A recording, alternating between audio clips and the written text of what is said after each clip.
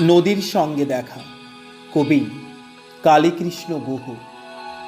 কেউ একজন বলেছিল, প্রত্যেকের জীবনই একটা নদীর সঙ্গে জড়িত।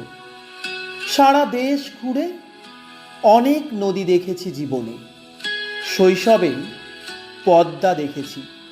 পদ্মার দুপার জুড়ে কত না কোলাহল তৈরি হয়েছে, কত না ভাঙন, কত গান, কত নিরক্ষর উৎসব, কত নীরবতা। মাঝে মাঝে ভাবি, আমার জীবন কোন নদীর সঙ্গে জড়িত? যে মেয়েটিকে প্রথম ভালোবেসেছিলাম, যে চোখ মেলে আমার দিকে তাকায়নি কখনো, সে শেষ পর্যন্ত একটা নদী হয়ে গেল, তমসা নদী। এখনো গভীর রাত্রে মাঝে মাঝে তার পাড়ে গিয়ে বসি। ধন্যবাদ।